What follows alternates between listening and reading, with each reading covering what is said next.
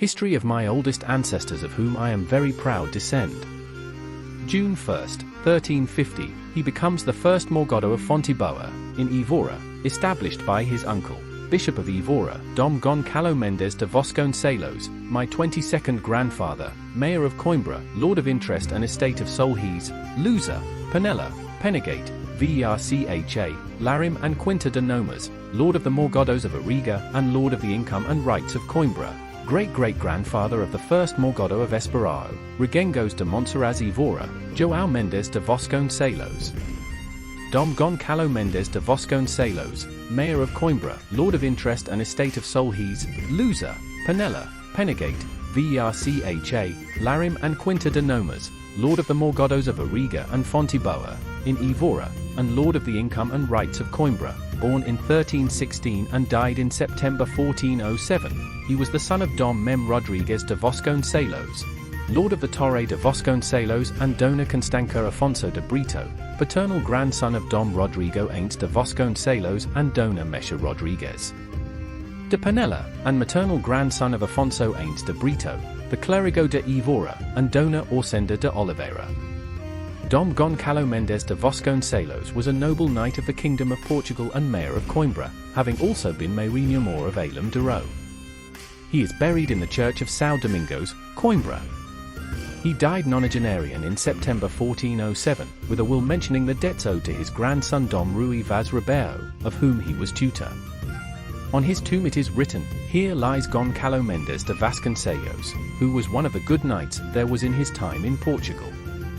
In December 1383 he accompanied his great-niece, Queen Dona Leonor Teles de Menezes, wife of King Dom Fernando I of Portugal, to Alenca, where she retired after the murder of João Fernandes Andeiro. Dom Gonçalo Mendes de Vasconcelos was a nobleman of the Royal Council, was infantão and patron saint of Mancelos. On August 7, 1329, he became the first Morg of Ariga, established by his uncle, Bishop of Lisbon. On June 1, 1350, he became the first Morgado of Fonteboa, in Évora, established by his uncle, Bishop of Évora. On March 10, 1372, he became Lord of Interest and Estate of Solhees, Gondicos, and Duas Igrejas de Valdepombos e Vercha. On July 25, 1373, he was appointed Mayor of Coimbra. On March 15, 1377, he became Lord of the Couto of the Penella farm, which had belonged to his father. On April 16, 1385, he became Lord of Interest and Estate of the Cantanhede region. On January 8, 1387, he was elected by the population as Lord of Alvarenga. On April 20, 1389, he became Lord of Interest and Estate of Lusa, in exchange for the Regengo of Cantanhede. He was Lord of Honour and Couto of Nomas, Lord of Interest and Estate of Penegate, Vercha and Larim, Lord of the land of Pereira, the land of Varzella, the land of Frades, of couples in Vizela, Sendim and Gardinhes, and Lord of the Income and Rights of Coimbra. Regarding the castle of Coimbra, of which he was mayor, Carlos Luis M. C. Da Cruz says, on the fortalezs.org blog. In the context of the succession crisis of 1383 to 1385, the Cortes took place here that acclaimed the Master of Avis as King of Portugal. April 1385, it was mayor of the castle at the time, Gonçalo Mendes de Vasconcelos, a nobleman who had taken part in the Cortes in April and who became one of the three names that made up the Royal Council then indicated there. However, because he had been a trusted person of Queen Dona Leonor, the new sovereign removed his mayorship, using a stratagem. He ordered the king to go to Porto, with the intention of demanding some seats from those who in that region of Anta de Ró and Minho had a voice for the King of Castile.